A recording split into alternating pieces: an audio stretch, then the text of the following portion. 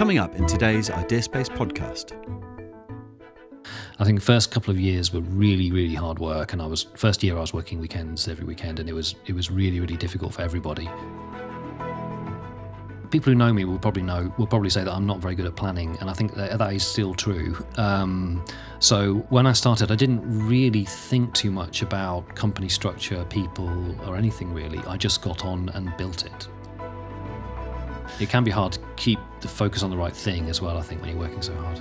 Yeah, that's really difficult. I don't think I've nailed that. I don't think anyone has.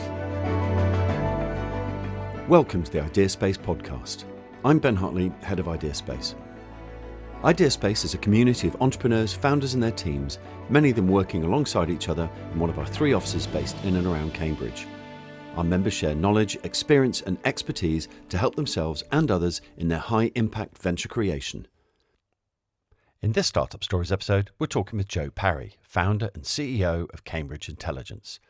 Joe started the data visualization company from his kitchen in 2011 before moving into IdeaSpace. The company then moved into its first HQ in 2014 and has since grown into a global company providing data visualization tools for law enforcement, government agencies, cybersecurity and fraud detection analysts all around the world. Joe originally studied computer science at Imperial College London and then did his PhD in cosmology and general relativity at the University of Cambridge. Joe was also a member of Stephen Hawking's research group. With many years' experience as both a startup founder and now the CEO of his company, Joe is well placed to give invaluable advice to those interested in starting their own venture or working in management roles. This episode was recorded with a live audience and includes a brief Q&A session at the end. Joe, welcome to IdeaSpace and thank you very much for joining us today. So the first question, I guess, is quite a big one. You founded the company over 10 years ago, and it's currently got more than 60 people spread around the world from Vancouver to Singapore, if I've got that right. Rolling back 20 years, did you ever envisage that your life would go down that path, or was it always part of some big life plan? I can honestly say that it was not part of a big life plan. The main driver for starting the company was actually more about independence. Fundamentally, I was a technical person and came at it from that kind of technical viewpoint right back at the start. Yeah, and obviously early on, a lot of founders or some founders build a small company. It doesn't quite work out. They start another one, and along that way, they learn about the fundamentals of building or starting a company, even the basics like accountancy and legal aspects and stuff. Did you have any prior knowledge of running a company, or did you find that side? Yeah, easy? No, I had absolutely zero prior knowledge of running a company. I had worked in industry, so my background, I went to a fairly ordinary state school, and then I was good at things like computing and maths and music. And that kind of thing. But I pursued an academic career until I was about 24. So at that point I had, done some relativity and that kind of thing. I then left and went into industry, retrained in computer science and that kind of thing. So then I'd been working as a developer, programmer, basically for about, 15 years, something like that, in industry. So I did have prior industry knowledge in the sense of knowing what the industry was, but I had no insight really into things like marketing, accounting, sales, management. It's quite a long list of the things that I didn't know. And it was a case of sort of picking them up as you went, or did you get support from organisations, whether it be in Cambridge or elsewhere? It was very much picking up as I went. I think so. It's quite a long story, but if I go back to the start of the company, I was basically working for a software company, and there was a kind of unmet need. I was head of research there. There was an unmet need that I was researching, which the company I was working for didn't really want to invest in. And so at that point, I decided to have a go at the entrepreneurial journey. So the kind of prep for that was really about 2 years preparation, or maybe about a year preparation of meeting customers a little bit more in that role, having lots of conversations with my wife at home about how it could be financially possible to take such a step. And yeah, eventually that resulted in handing in notice at that company. Right. And at that point, then I did do some training. I went to do the Ignite program at the Judge Business School, which is, for those who don't know, it's just a week-long MBA. MBA in a week is the way I would put it. And so that, you do marketing in an hour, and accounting in a morning, and that kind of thing. But it did at least sort of tell me the bits of things that I didn't know, and that was really helpful. And then after I did that, then there was the kind of standard sort of company foundation stuff, deciding what to call it and registering it and all that kind of stuff. And then, at that point, I was kind of ready to go. And it was just a few weeks later after that I joined IdeaSpace, actually, and came here as a kind of a sole founder, on a shared desk, and kind of got to work. And so did you said was it I2 was the company you'd worked for That's before? Right. Yeah, I2. Which again was data visualization. So I guess the industry. Did you know that there was a gap? Obviously, you said that I2 weren't necessarily developing the tools that would have filled that gap. Did you have a product in mind, or did you see the gap in the market first? Well, I think that company knew there was a gap in the market, and they're a great company. I really, really like that company and its history, and I was really involved in it. And yeah, I definitely have no bad things to say about I2.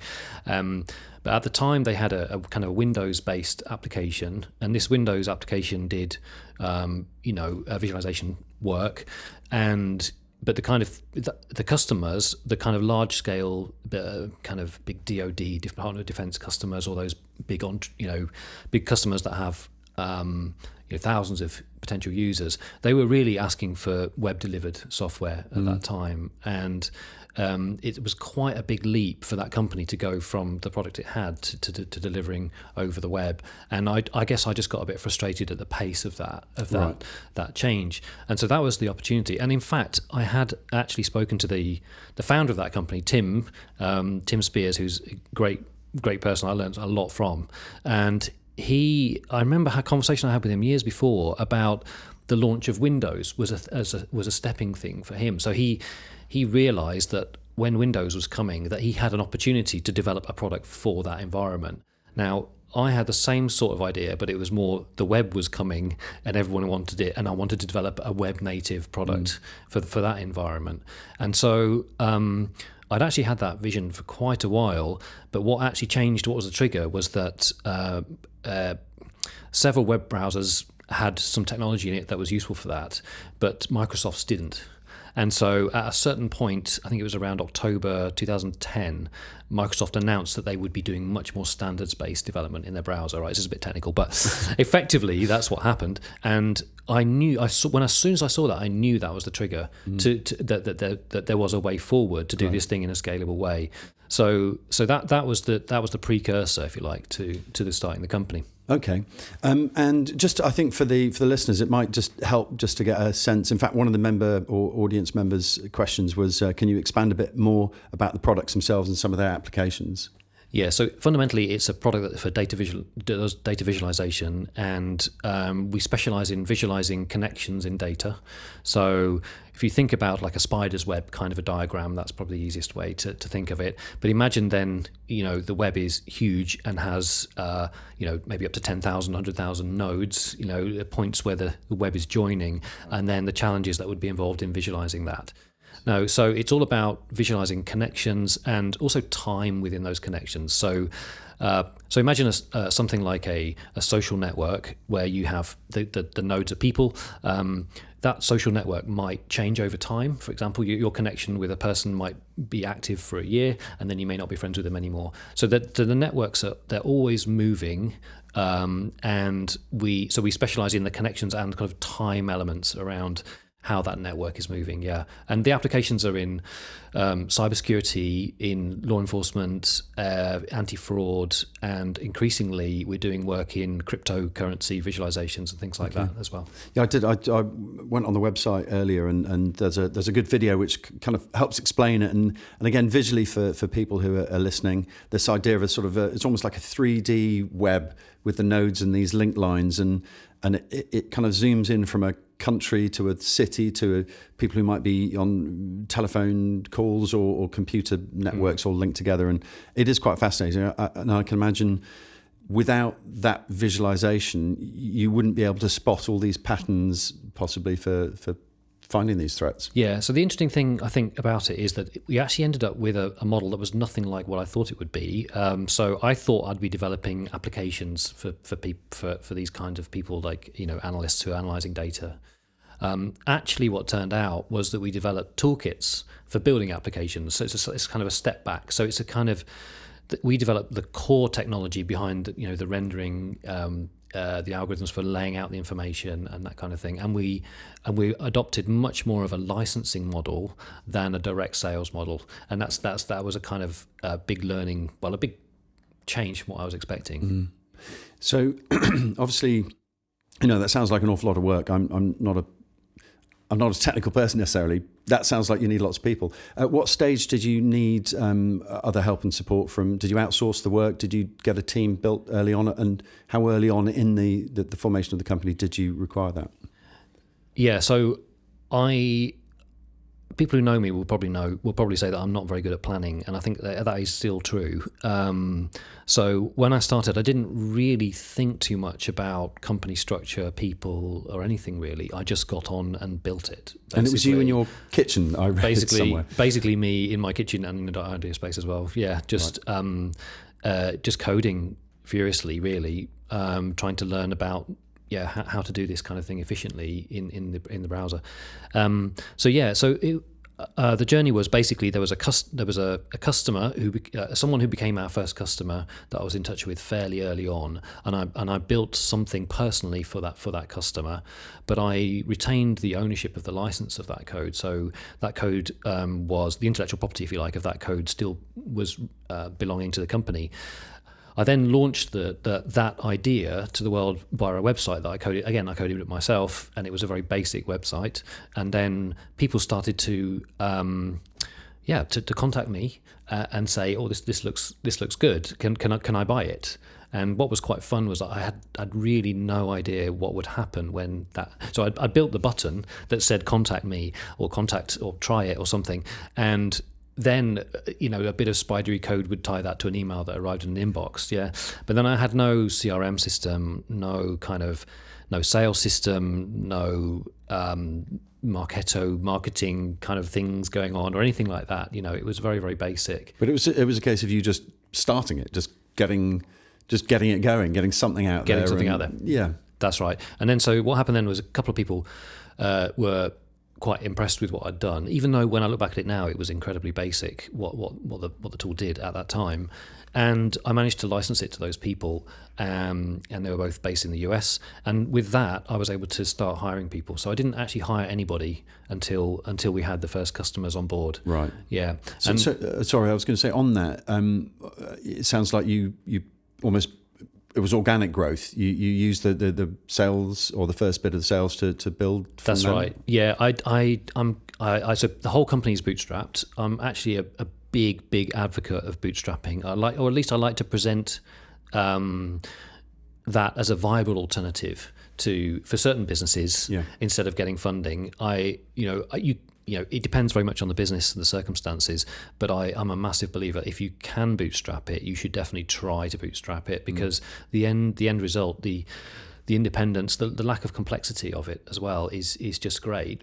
And the fact you're actually finding customers who will pay you, the feedback you get from a customer is so much better than the feedback you'll get from an investor, in my opinion, because the customer will tell you, not only will they give you money, but they'll also tell you what the thing has to do as well. So it's a double win, really. Yeah. Yeah. And some of your, I think a lot of listeners actually find that really interesting, because many of our listeners are early stage entrepreneurs, and they are at a point thinking, should I be raising instantly, or is it a case of organic growth like yourself? And it's a good example that it can work even in something where your clients or your customers are big organizations. It still doesn't mean that you have to borrow a lot or give a lot away in order to have a company that has, you know, government organizations. Yeah, and we were selling, this third customer was a very big organization. Yeah, and so So yeah, I think in software it is definitely easier. There's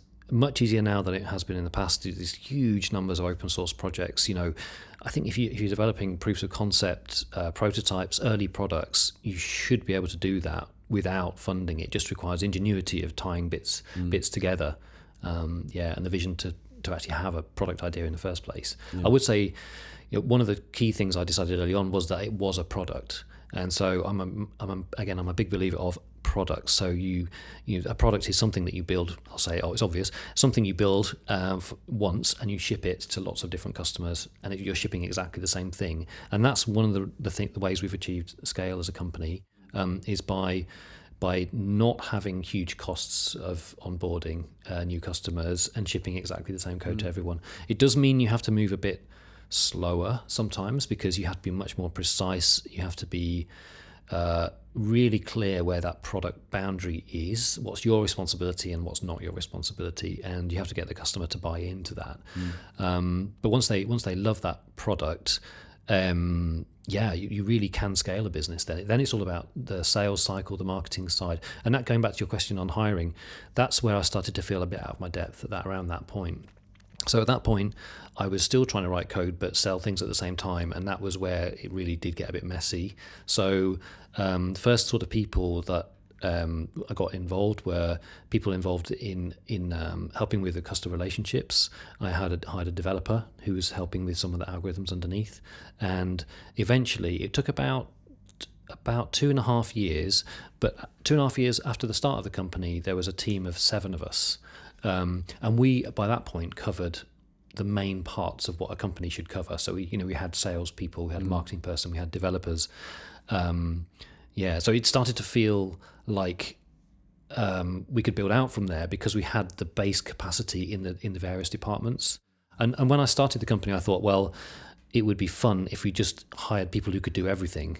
But I remember trying to put adverts out there saying, you must be a technical genius, you must be able to sell things, you must be able to market things, and it these jobs were ridiculous when I look back at it, And I think I did learn that if you can divide up the work into more traditional roles, you're going to get scale a bit easier. It will be easier to hire people if you are able to do that. Then it's about attracting the right people as well. So you have to try and work out what it is about what you're doing that will mean people will want to work for you. I don't want to sort of dwell on negatives, but were there any horror shows with the hiring? Was that a relatively straightforward process for you, or was it a little more difficult than I don't think we ever. I wouldn't say that every hire worked out, and now I wouldn't say that every hire works out. I do think we have slightly higher averages than most companies. I think, there's a lot of kind of standard platitudes in this area. Deciding, I definitely made a few mistakes around if someone wasn't working that well, not really being able to deal with it quick enough or level-headed enough was a mistake that I made a few times at the start, and that's no discredit to anybody. There were some things that just weren't going to work. So what was the original question again? I've gone off track. It's just the difficulty of hiring. So I know that people, sometimes that initial step is really hard. Where do I go to find quality people? And that was it really. But it sounds like it worked out for you. So I definitely used networks, a little bit of my own personal networks there. We did actually have jobs on the website. And amazingly enough, the first person I hired actually found the website and applied from the website. And right. I don't know how that happened. So anyone putting careers and jobs on their website, it's worth it, honestly. Yeah. Okay, that's interesting. And so you're starting to hire people in. At what point do you, as a CEO or founder, because you originally you're wearing all the hats, and a lot of people don't realise that you're wearing every single hat as you start. I know it sounds obvious when you think about it, but at what point do you step away as a CEO from these various roles and hand them over? And was that hard for you? Yeah, it still remains difficult, I have to say. I do recognise a bit better now when to step away, I think. I'm sure my team will tell me that I have the occasional delegation issue, but Yeah, I think so. One of the things I did way back at the start was I wrote a kind of a time wheel out of all the activities I was doing, and so that wheel had sales, marketing, development, various other things in it, and I started to think about which jobs am I good at, which jobs am I bad at, which jobs do I absolutely have to do. So there are certain tasks. For example, it could be financial authorizations or something like that only I can do. But I started to realise that actually, sales and marketing really isn't my forte. I love sales, though. I still get involved in late stages of certain sales, but I very early on was delegating that to salespeople, so they would be running the main relationships with the customer, closing deals, and that kind of thing. So that's something that I learned. I think the problem with that, for me personally, was sales is a very interrupt-driven kind of. It has an interrupt-driven style, so you're very much at the timetable of your customer when you're in the sales process, and that's what I found really hard, was that things would come in and I would have to stop what I was doing and deal with the sales rather than carry on running bits of the company. Right. Yeah. And on the sales side of things, I think there'll be listeners as well who are very early stage or planning a potential venture. Getting that first customer. I suspect because you'd worked in the industry, you had a handle on which might be the customers for you. But how do you initially reach out to find those when you're at the very start of your journey? So we did we still do. It's a kind of content driven marketing approach. We put content up and we let people come to us. We make sure that content's findable. We work a lot on the SEO of that content. It's kind of much easier to sift through lists of customers that come to you than go outbound and find customers. I'm not saying that going outbound is impossible, but I think as a starting point for us, what worked really well was the customers were coming to us, and we were obviously we weren't doing deals with everyone that came to us, so we had to invent a kind of qualification process, a sales process, break it up into stages, that kind of thing. I think it's sort of prudent of me to ask, being the fact that we are a co-working space, a community of founders and entrepreneurs. What did it mean to you early on to be part of that sort of community when you first moved out the kitchen into this space? How important was that? Yeah, well, it was really important to get out and about. This space was where we would come to work as a small team as well, and we were here for about 2 years, I think, and 2.5 years maybe, until we moved out. So yeah, what it did for me, it gave me access to kitchen chats with other founders, which I really enjoyed. And actually, the longer I've gone on, the more I value the kind of peer groups, especially because I'm a single founder, without an investor telling me what to do, if you like. That kind of access to a peer group of founders is really important. So that started here. We won something called Upscale in London, which is still running Technation program, and so I have a small network of founders from the London area. We still meet every month, and we're swapping stories about problems and talking everything through, and that's been invaluable. There's a similar one in Cambridge as well. If people are interested in that, feel free to contact me. And this is kind of Cambridge founders getting together every couple of months just to talk about stuff. I think it's incredibly valuable. A lot of our members gain so much, especially as you said, a single founder who you can't.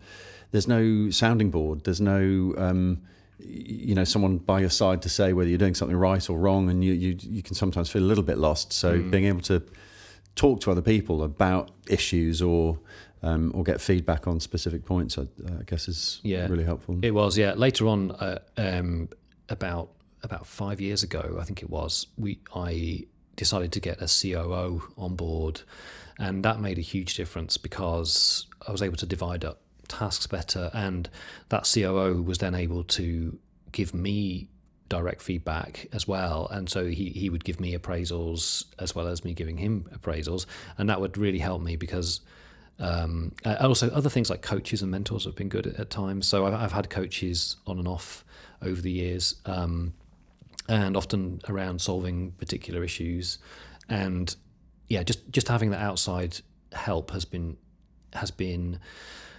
it stops you getting too sucked into your own world. I think keeps you a little bit more real in terms of your perceptions of your own behaviour. And how did you find mentors or contact people? Do they through networks? Okay. Again, through networks of founders. Yeah, it's quite a common question among founders is, where do I go for help? And do you know anybody who could? It's and it doesn't have to be a mentor. It could be anything from an accountant to someone who can design your logo or anything really. So having other founders to go to not be embarrassed as well. Same for licensing. We were talking about licensing with other founders would talk to me about, okay, how do you license this, or how do you do that, or how do you, So that kind of sharing about how to in the early stages can be really helpful as well. It's interesting. On this podcast in Startup Stories, we hear a lot from founders saying the importance of the network, not just getting the network, but maintaining it and having regular contact. So these, you can always reach out for advice, when you've got that network to reach out to. So it was almost 2 or 3 years or 2 years after you first founded it that you had a subsidiary in the States. I mean, that's quite, obviously we're talking about still early stage really for you, but that's quite a big, I don't know if it's a bold leap, but it's quite a leap, isn't it, for a startup? Yeah, and it's still I've still got a lot to learn about that kind of remote part of the company, if you like. But yeah, so what happened was we had American customers already. I'd put a job ad out there, and actually one of my customers applied for the job and joined the company. And then we all of a sudden had to run around working out, okay, so how do we actually pay this person? So yeah, he wasn't paid, I think, for a whole month after he joined because I couldn't open a bank account, and it was really difficult. So yeah, we've learned quite a lot around that setup process, how the states work. We've learned not to treat the states as a single country, because it isn't, and every state is slightly different. And so, yeah, we're very good at paying our state taxes and our sales taxes and all the kind of complications that happen when you're doing business in the US. Yeah, and I think it was the right decision to have a subsidiary in the US. I still think that's the right thing to do because it is half our business that comes from that region, and so it's natural to want to do contracts through that entity and have a bit more of a US centric feel about the company. It is difficult. It's very difficult to hire in the US, and rates are expensive. The employment, you pay quite a lot of money for people in the US, more than you would expect to over here. So you have to be ready for that. And then, of course, it has its own lots of frustrations around, expensive healthcare and things like that as well. In other countries, we've gone the kind of more the employer of record route, which does save quite a lot of the administration and the taxes and the benefits and things like that. So, yeah, it's been quite a journey. Yeah, I'm happy to talk to anyone who wants to talk that through. Yeah, it's fascinating. I mean, one of the takeaways for me from that is that you've hired someone in the States and it's all good, and then you think, wait a sec, how do I even do that? But it's a lot of entrepreneurs have to do just that. Not everyone has all the knowledge and experience and expertise, and there's a lot of entrepreneurs who think they should know everything, but they don't. Often you just have to start and then work out, oh wait, bloody hell, how do I do this? Yeah, and in our case, that employee helped us as well, of course, because it's in his interest as well. So yeah, he helped us with finding an accountant and some of the other things that we had to do. So yeah, it takes a while to build up a network of suppliers in a country that you're not based in, I would say, but it is possible. You definitely can do it. It shouldn't be a barrier. And our business was kind of global from the start. Really, the first customer was in Australia, so we've never really thought of ourselves as a UK, UK only company in any way. Yeah, so yeah, you have to be. So we're lucky to have a business that it's easy to do business anywhere in the world. The first customer we ever signed that I'd never spoken to. So going from coming to the website to signing a large deal was in Japan. And so we did a whole deal. I remember the occasion we did a whole deal without ever picking up the phone or meeting them face to face, and that was that was really enabling. And you definitely can do it nowadays. It's great. That's fascinating. So you're at this stage, you've got a company that's global in a sense. You've got a team that's there. At what point did you start feeling, this is a slightly strange question, but what time do you start feeling like a CEO of a company that's global? And did you feel a real sense of responsibility or a weight on your shoulders, or is it just a natural progression for you? Yeah, the CEO role is quite an interesting thing. Like as quite a deep conversations around that. I think I didn't call myself CEO until I think it was about 7 or 8, 10 people, that kind of thing, and then I started to feel a bit like one. I think before then I was just founder. The big step to becoming CEO for me was probably hiring a COO, and then also there's another step when you're managing managers. There's one step where you're hiring people and you get people working for you, and that's you have a lot to learn there. And then there's another step that happens when you end up managing managers of people, and that brings a whole load of other really interesting dynamics into the relationship. So I did call myself CEO probably too early, but that is a very common founder trait, by the way, as I'm sure you know. But I didn't really feel like I was a CEO until there was another C-level executive working with me, and now we have one person joining in a few weeks, and then there'll be 3 C-levels in the company. So that's a CEO, COO, and a chief commercial officer. That is starting to feel like a CEO there, because I've got 2 other C-level executives reporting in, and we have to deal with all the managers and the VP levels and all that kind of stuff. Yeah. And do you have a board? Do you have any non-execs as well? Yeah. So the first COO actually, we were very lucky. He stayed on and went to the board. So he's on the board. Yeah, we do have a board that arrived quite late for us. I would say probably 4 or 5 years ago. We started putting in more structure around things that needed to go to a board level decision, like things like risks and financial duties and things like that. So we put in a board and things like issuing shares and options and all that kind of thing. So we started to put a board in at that point. And as it's evolving, I think we will have other members, and it will become a bit more of a strategic accountability. It already does hold me to account. I can think of a couple of things recently where the board has said, "Look, Joe, this isn't what you're saying here isn't quite right. You need to go away and think about that again." Yeah, you didn't need to build a swimming pool and have the fridge in the office, right? If only.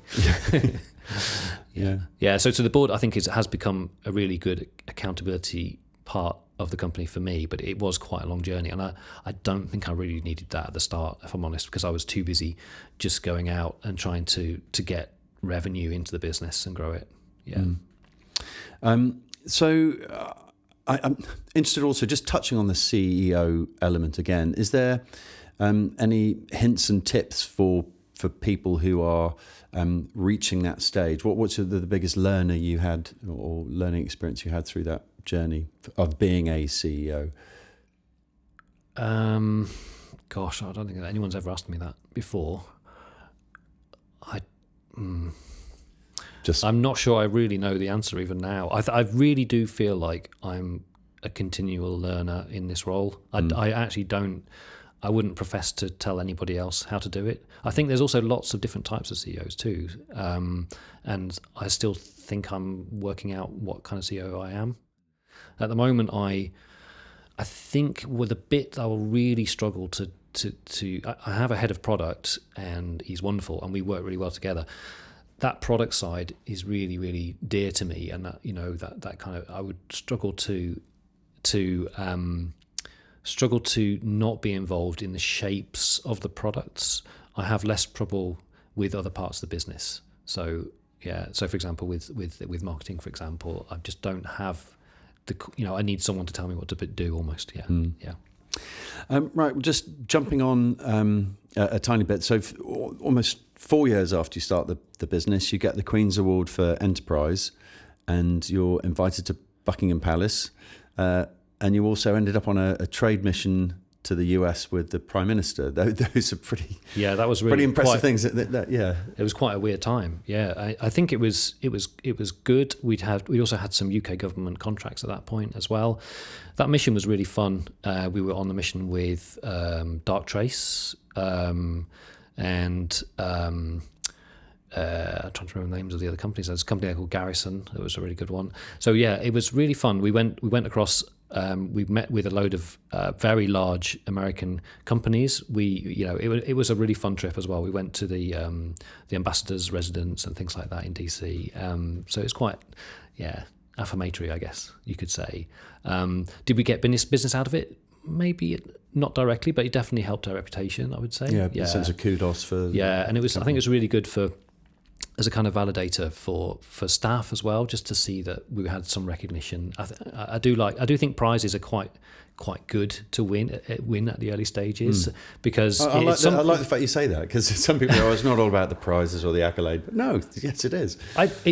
For me, it's not personal satisfaction for me. It was more that it's a really good badge to put on the company, and people when they're looking to come into the company or to validate the company, it's helpful to have that kind of external validation. I don't personally get much out of it myself, if that makes sense. Yeah But it's something for the people who work there as well. So. Absolutely. Yeah. So I've got a couple of other questions to ask you, and they're not necessarily specifically about the business, which we might jump back to, but I'm interested what the word success means to you. I'm probably going to be very disappointing here. For me, no right answer. One of the things I really value in the company is independence. So the fact that we've been independent minded for so long is a real success. Where I feel most proud about the company is when I might be, say, watching someone in the company talk to a customer or talk at a conference or that kind of thing, and I think, wow, first of all, I'm glad I'm not doing that in a way, and also, the messages that behind what they're saying, that the whole philosophy of it is all coming from the company. So that's a really great empowering thing for me, is to watch people kind of live through the company and also get good careers as well. So we have a number of people who've come through the company and had really good career progression, sometimes changed careers, and we've been able to support them through that. So those are the kinds of things that really give me pride, if you like. It's not quite the same answer, same question. No, I can imagine, and it's it's sizable. Did I say over 60 people spread around the world? It's a sizable entity. If you can think back, what do you think was the biggest sort of fork in the road for the company, for Cambridge Intelligence? What if there is one, that took it in the direction that's come now and that might have gone another way? There was definitely, we were stuck for quite a long time with one product. So we recognised it was a risk, and I personally was really worried about it, that we had just that one product. And then somehow we managed to get a second product out. And the way that worked was, I actually went back to my roots and started coding around the problem, even though I hadn't been coding much, in the intervening years, because that's one of the things I, just had to stop. So I was able to kind of set out roughly what this product shape would be, and then work with some really talented people to kind of make that come to life. So that launched a few years ago and has a really impressive growth numbers now, and was really validating. So that was one fork in the road. So we had two products instead of the one. It kind of felt like we were going places. Then a third product came along about a year, I want to say a year and a half ago. That's probably wrong.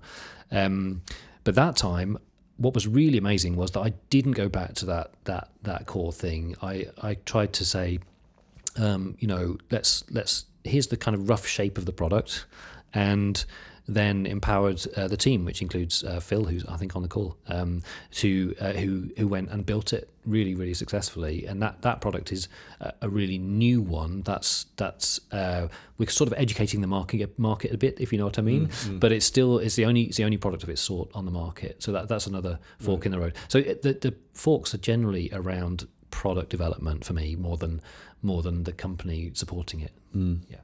Interesting. Right. Well, I think it might be a good time to actually get some questions from the audience. In fact, there's been some questions already that I've put in there to Joe that had been asked already. But are there any other questions from the listening audience right now? I'd very much like to know, and this is an operational question, your USP is about visualization. Where do you get the data from? So we're database agnostic, actually. So we join up a little bit with the graph database movement. You may have heard of Neo4j, TigerGraph. There's various other graph databases. So it's a style of database that's very useful for dealing with connection-based data. So it's usually our customers might be getting the data into that database, and then really it's a matter of connecting our tools to that. So we don't actually see the data at all, and that's really, which sounds a bit weird to a visualization company, but but no, it's because the data is often on the other side, so it's on the customer sites. So we provide the tooling for them to visualize it, but we don't actually see what they see. Thank you. Any other audience questions? In fact, we've got one on the chat here. What's the one thing you wish you'd known starting out?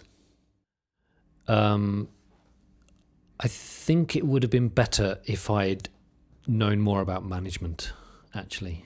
And there's this really amazing book which I keep coming back to called the 1 Minute Manager, which is very much a kind of US style self-help book, if you like. It's only about 50 pages, which I also like because it's easy. You can even dip in and out of it.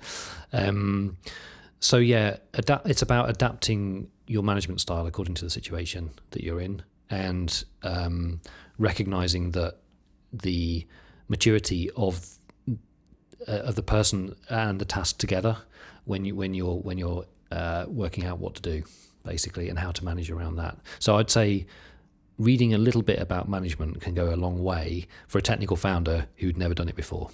Right. Yeah.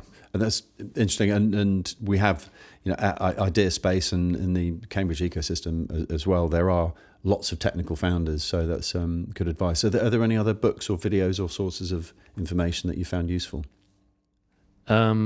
Yeah, there's another management book actually I like, which is the Andy Grove book, which is probably on everyone's shelf, I think it's called High Growth Management or High Something Management. And Andy Grove was the CEO of Intel, right? And it's a really good book on that kind of management style. So it kind of feels, I guess I'm picking books that fill in the gaps for me rather than anything else. Yeah. In fact, we've got another question that's come in. Thank you. Thank you for that. How have you found it dealing with large and governmental organisations? And I guess there's also the law enforcement agencies and maybe possibly military organisations, I don't know, or, these are big government departments. Yeah, it's really strange actually, because I honestly never would have thought that we'd be able to do business, even now as a small company, to deal with these organisations. But I think where there's a will, there will be a way, effectively. If you have a product that is desirable, there are definite hurdles around procurement, RFIs, RFPs, long procurement cycles, requests for information. Right, the way that those large organisations procure things can be quite tortuous sometimes. One quite good way around that is to work with subcontractors. So that's a really a good tip that we learned early on was, it's quite hard to work with a very large system integrator initially when you're a very small company, but often they give the work to smaller companies and they're much more accessible and will recognise you can work better together with a smaller company. Yeah. So yeah, it's surprising, but we actually do have a lot of direct contracts with very, very large government organisations, and we managed to cut through all the red tape. We do have really wonderful sales support staff who help with that as well, and very patient salespeople also helps. Yeah, I mean, I guess the idea of reaching out and finding a large customer like that. So I guess there will also be ventures or founders of ventures listening in that will have products that might be suitable, products or services that might be useful for big organisations. How do you even make that step or that start? Well, like I said earlier, they come to us, and obviously we get referrals as well now. One thing I would say is the first one is kind of hard because it's all or nothing. If you've got 5 or 10 or 20 of these on the go at one time, you've got less risk then. So if you're dealing with lots of organisations, those deals will eventually happen. But you're not. The more you have, the less dependent you are on the big one landing when you got your payroll going out. Yeah. Yeah. Let's just check any other audience questions that might be coming in. What other external service providers were key for you at the early stages? External service providers. We used apprentice accountants, local accountants. They were wonderful for us at the start. We use cloud services everywhere. So, the standard sort of stuff that people use, like, the Google Suites and things. We moved to Salesforce a few years in. That was a really smart move, and I really, really enjoy working with Salesforce now. It obviously has its quirks. And then other suppliers, there's a real mix of people who do help with insurance and all kinds of things now. How about the IP element? Obviously, you talked that it was a licensing model, and that's pretty important. And we do get a lot of questions actually that come through about IP. How did you tackle that early on? Yeah, so that was interesting. So we decided that really our IP is know-how. It's not expressed in patents, which is perhaps a bold move, perhaps one I might regret one day, I don't know, but that is our position.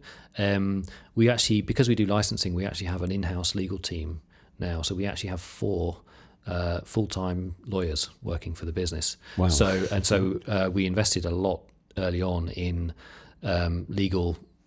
building our own legal services in-house, because we knew we were going to be doing lots of kind of redlining of contracts. And so that is, so I guess what I'm saying is, to do those bigger deals with those bigger customers, you also have to have a bit of that support eventually. The more you do, the more support you'll need internally.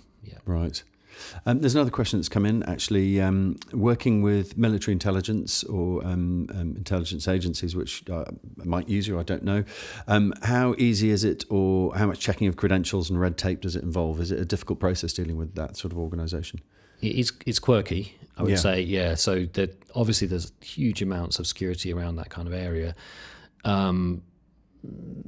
There's definitely some challenges around knowing who you're actually dealing with, things like that.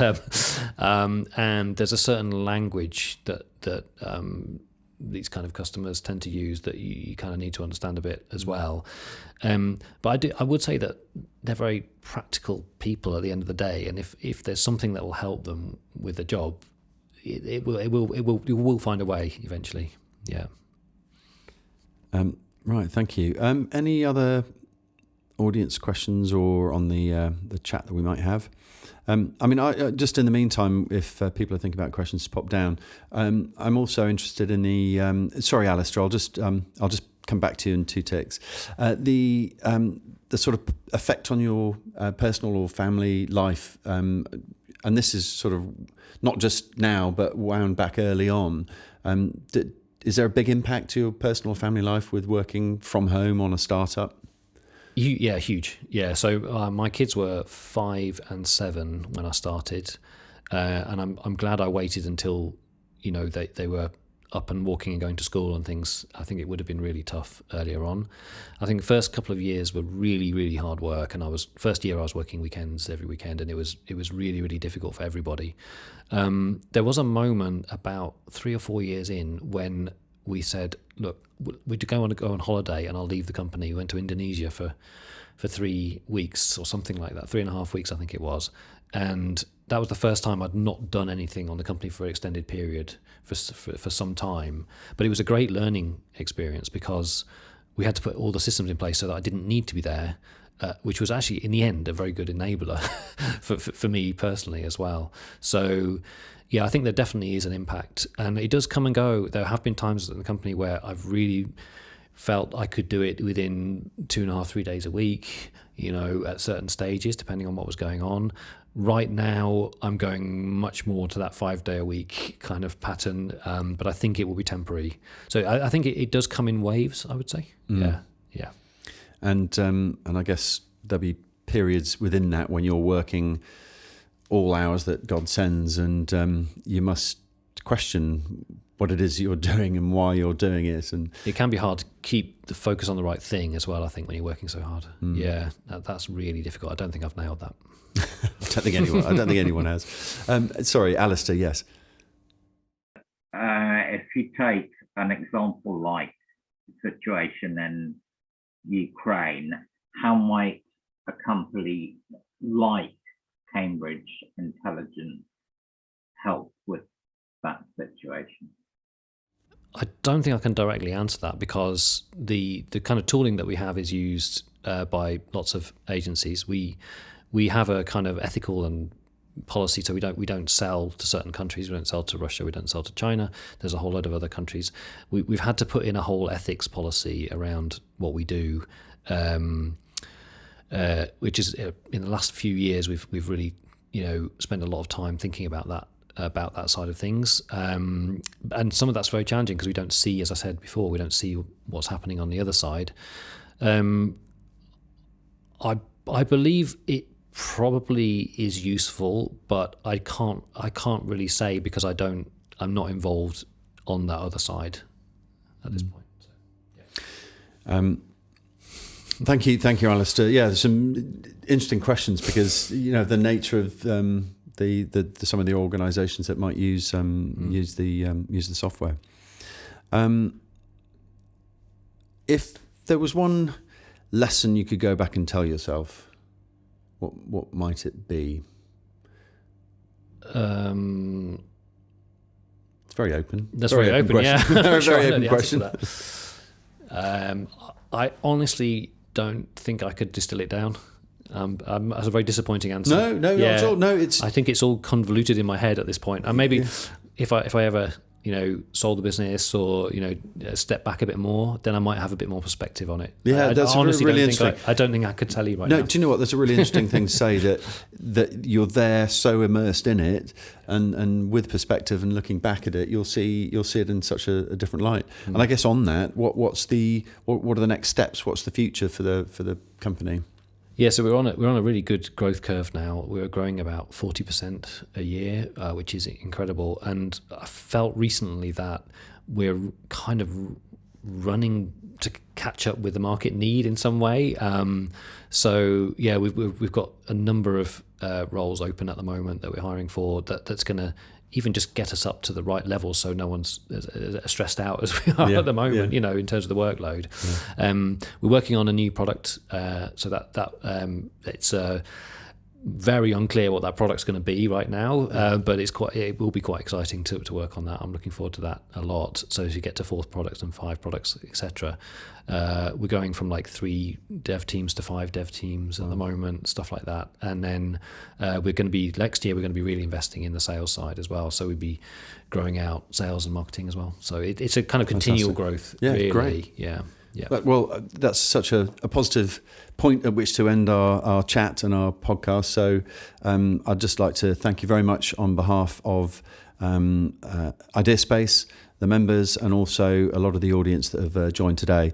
I did ask you beforehand about places to maybe find or follow you, but you're on LinkedIn. Yeah, there's a couple of things I was going to mention. You can always reach out on LinkedIn.